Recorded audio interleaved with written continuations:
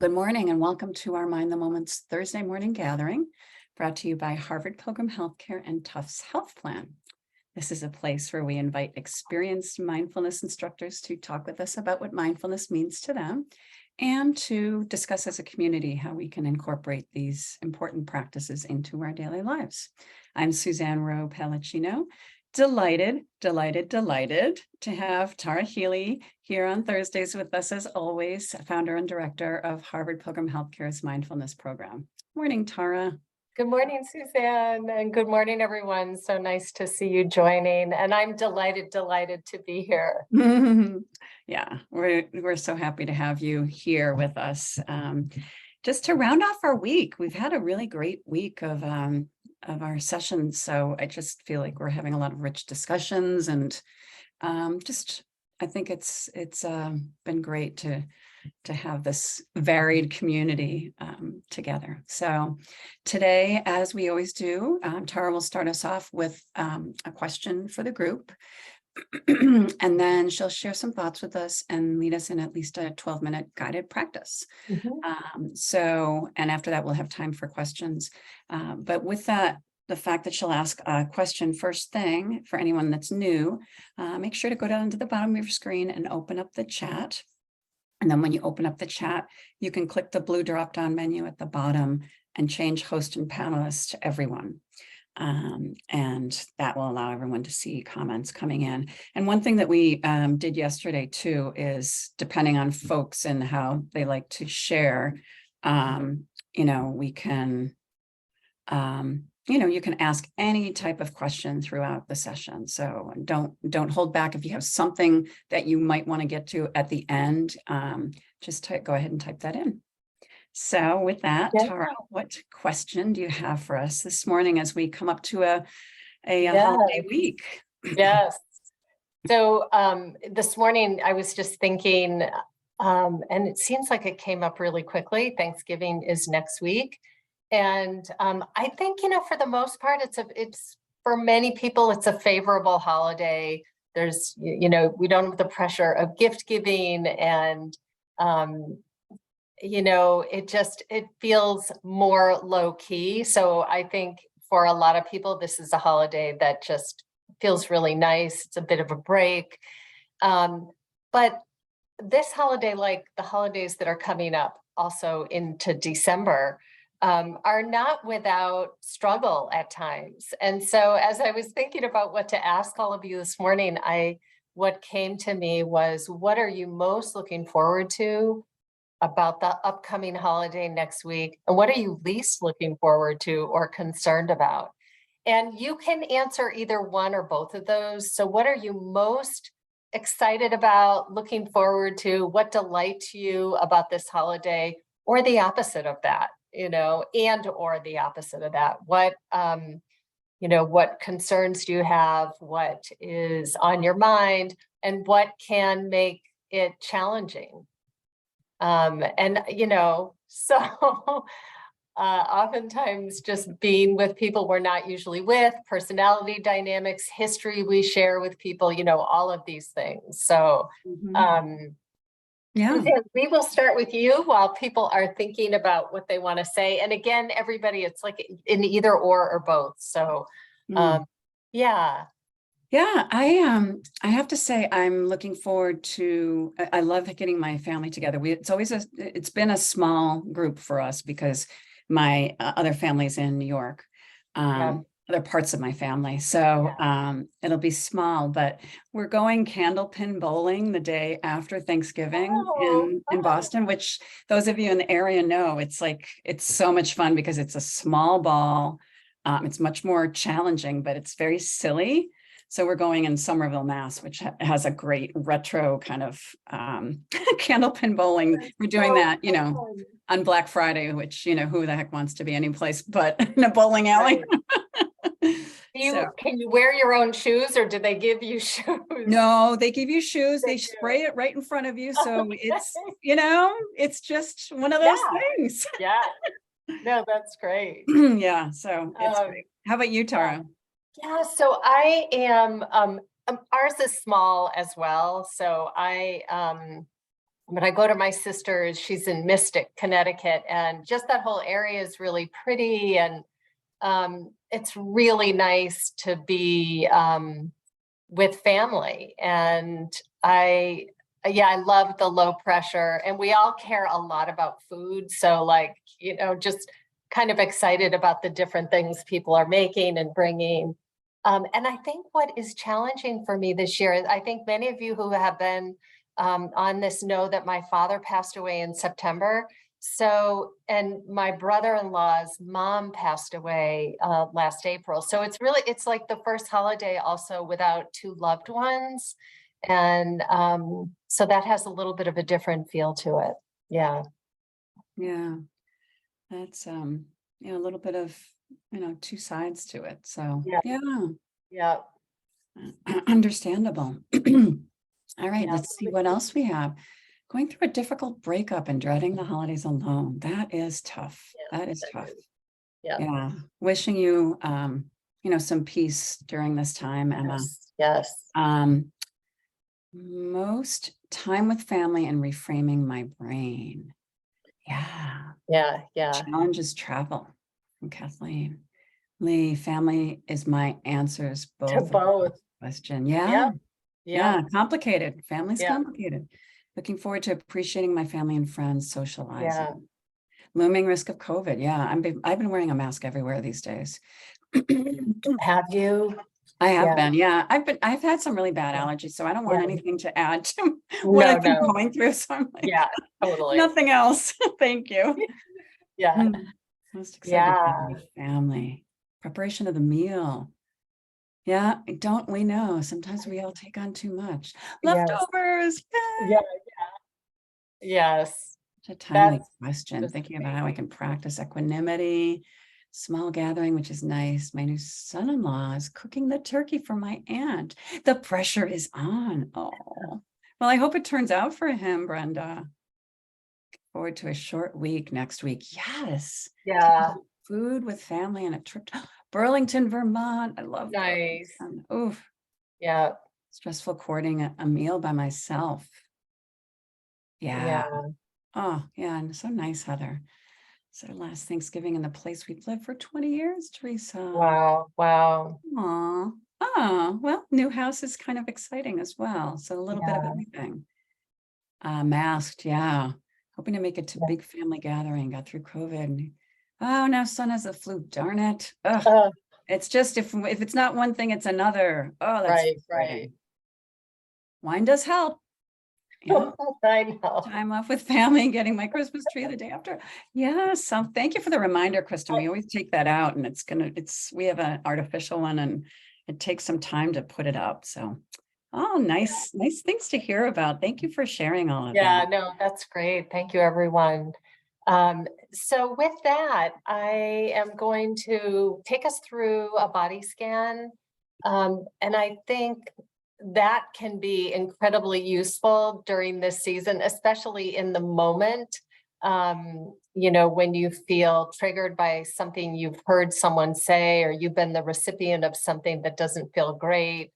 And really remembering these practices and how they can support us in these times, in the holidays, and also savoring the good. So Rick Hansen, he's a neuropsychologist, I think I have that term right.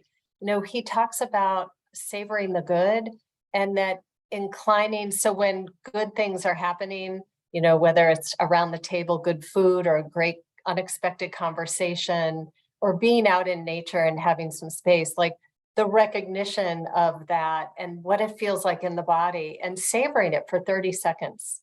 And so it's all, these practices are applied to not only the difficult and the challenging emotions, but they're also applied to those things that are good and beautiful. And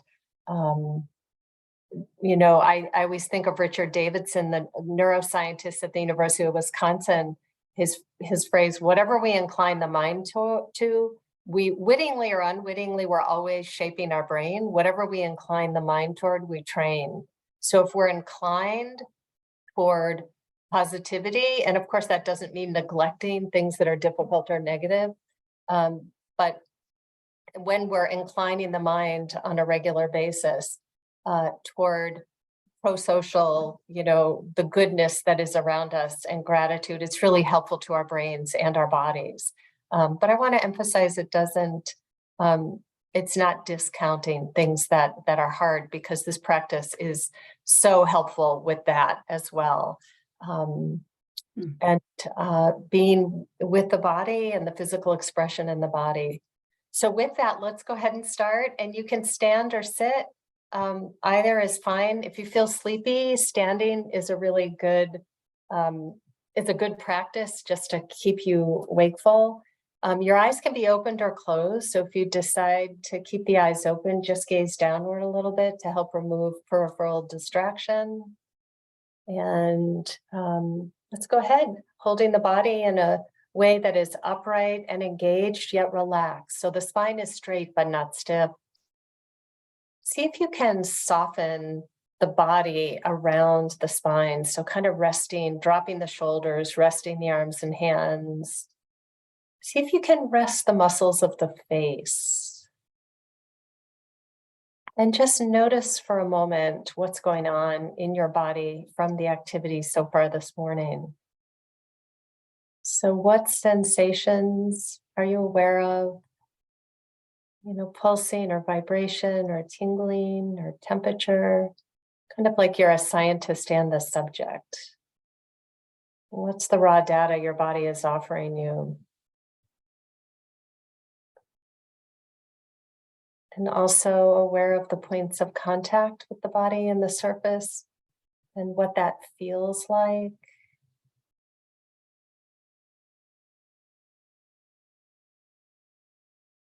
And next, I'll just ask everybody to take 2 deep breaths as a way to settle any surface tension. And you can do it on your own. We don't have to all breathe together. So breathing in through the nose, deep breath, and make the exhalation double the length.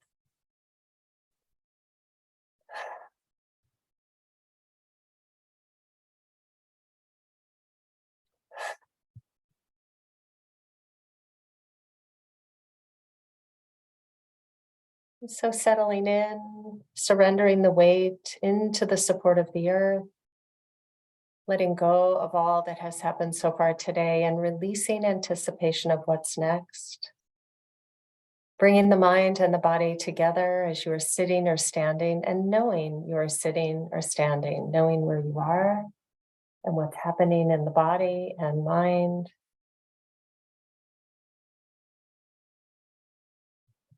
And just for a moment, let's be aware of sound that might be in the room or outside of the room we're in. Engaging hearing.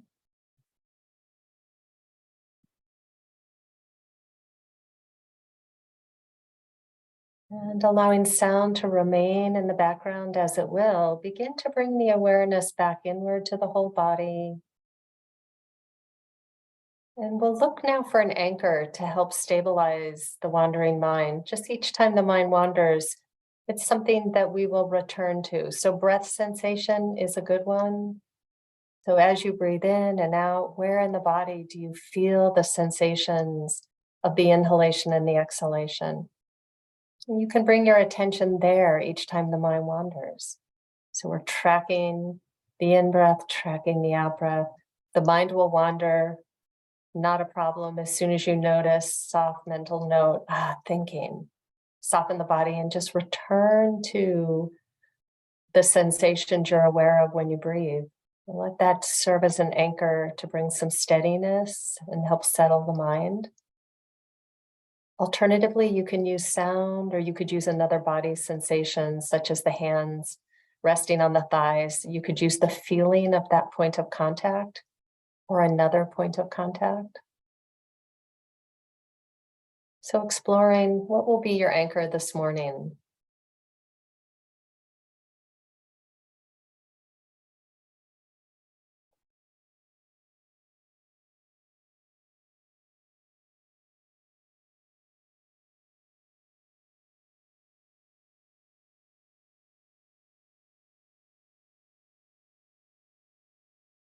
And it's best not to bounce around to different anchors, but whichever one you've chosen, let that be the one that you work with for the remainder of this practice. And one other reminder is if you have an itch or a muscle cramp, always, or a sound, you hear a sound outside, always leave your anchor, go to that thing with your attention. See if you can feel the sensations of the itch or the cramp without scratching or kneading the cramp out. And then return when you're ready to the anchor you're using.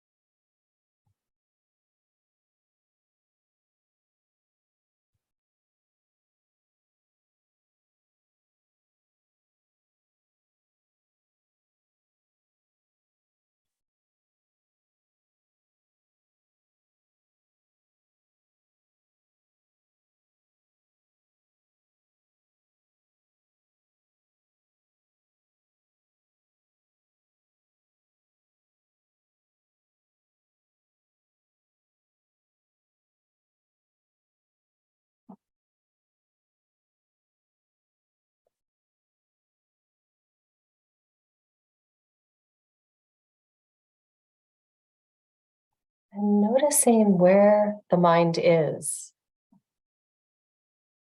And so gently releasing the narrative, softening the body, and returning awareness to the anchor you're using. Just over and over again.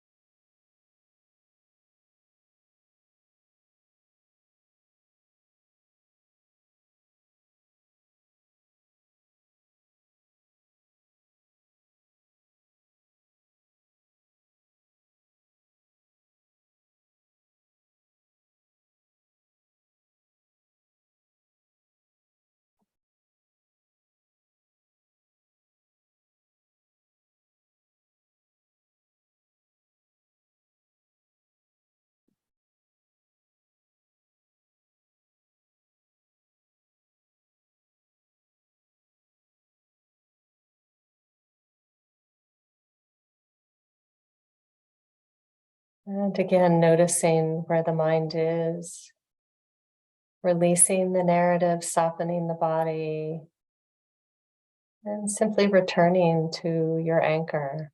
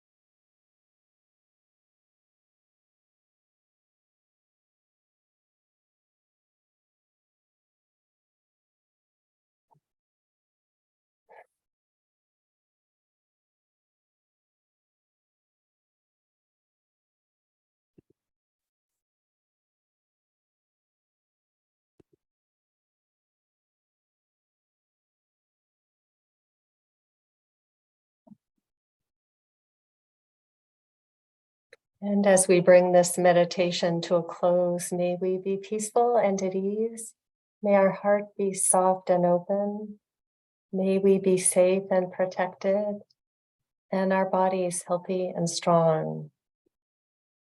And may the merit of our practice be for the benefit of all beings everywhere. And if your eyes were closed, you can open the eyes. And even if they were open, it's always helpful to take a moment to just kind of stretch and just reorient to the room that you're in. Thank you so much, Tara. You're welcome. And just, a reminder that you can tap into these practices at any time. And even, just using the breath to help stimulate the parasympathetic nervous system. It's as simple as just making the exhalation double the length of the inhalation. Nobody even has to know you're doing it, so that's why it can be helpful just really in the moment. Yeah, I love that recommendation, Tara, because I think about if I'm in a circumstance where someone actually steps back and takes a breath before they respond. Yeah. I think it's very, I feel like this person is really thinking about how important our relationship is and how important communication is. Sometimes I think we feel like we need to respond to things right away, or a body makes us feel like we want to respond right away. But that breath can make a difference between a rough circumstance and one that is okay. Right. And, Suzanne, interesting what you said about, or the body wants to respond. And in some ways that could also be looked as the body's alerting you not to, so really paying attention to what you're feeling physically, and the body tends to know before the mind, which is very interesting. And there is a good, if any of you listen to Dan Harris's podcast, there's a good one, a very recent, with Deb Dana, the woman who wrote the book Anchored, which is fantastic. And what's her name? Kyra something Jewel. But I can tell you in just a minute. It's really, I'll it's look it up. very, very much worth looking at or listening to before the holiday for sure. I can't find it right now. So there was one with Deb Dana that was back in March, and it's not that one, because she was alone back in March. It's just within 2 weeks, very recent, but that one's good as well. So yeah, I'll look while you're talking. And if anyone has any other questions while we're yeah, we have a couple minutes, or if you want to share any resources that you've come across recently, always this is a community to do that. One thing that came up yesterday that I thought might be helpful excuse me, Tara, was Julie actually brought up, there were a number of meditation facilitators on yesterday, which I didn't realize some of these folks were sharing the practice, which is wonderful. But Julie was asking about someone that was in one of her sessions that said, coming back to the present moment. This person was just like, I don't want to come back to the present moment. Yeah. I mean, they were, having a really tough time. Right. And I wanted to share, just because I had this already to share in the chat, is we were talking about trauma-based mindfulness. And I'll share David Treleaven's work. Great. He's awesome. So, yeah, just for anyone who was on yesterday that is interested in that. There's also a great article that's called "What's So Great About the Present Moment." And yeah, I can share that next time. But you could Google it too, I'm sure. I'm going to type this in here since Julia knows that. David Treleaven, great about the present moment. And what was that, Tara? What's so great about the present moment? The article, is that the one? Or no, I'm not looking it up, but it's an article. It was an article. Yeah, I have it somewhere, and I can't remember where it was, but it was very good. Yeah. So I'm looking on here for this.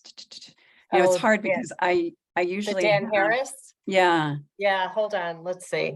I have the master class. I mean, his latest stuff, but I have his app on my phone, so I don't usually. Yeah. Hold on. I can tell you. Hold on. Okay.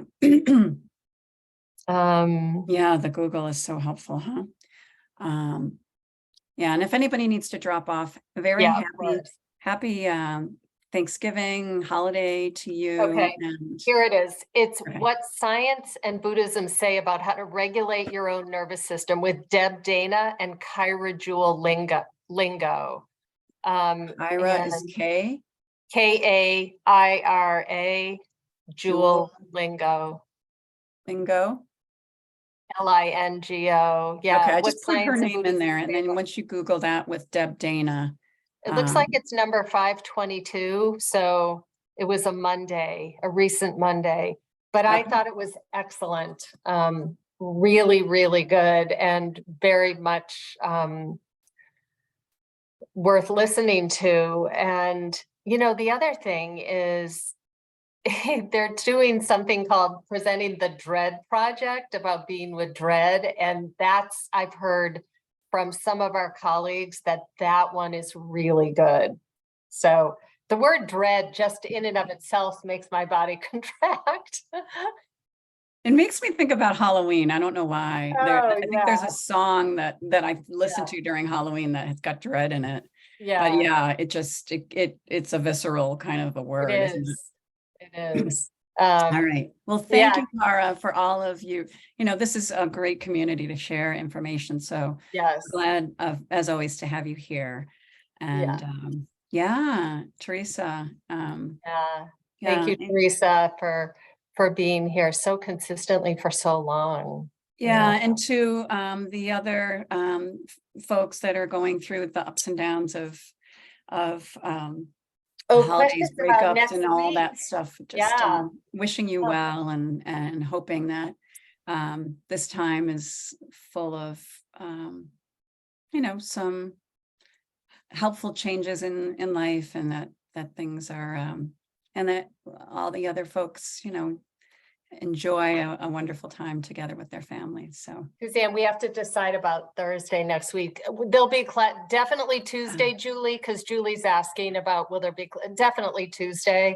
I don't know if we did it Thursday last year or not. I can't. Well, I'll do the Wednesday. So for sure Wednesday. Yeah, definitely Tuesday, Wednesday. I would say probably not Thursday. Yeah, probably not Thursday. Yes, I don't think we did it last year. So so definitely Tuesday, Thursday, and no Thursday. Thank you for asking that, Julia. Yes. Thank you, everyone. So nice to be with you, and we'll see you Tuesday and Thursday next week. Yeah, great. Happy Thanksgiving, Tara. Yes. Happy Thanksgiving to everyone. Happy to everybody. Okay. Enjoy the time off as well. Thanks.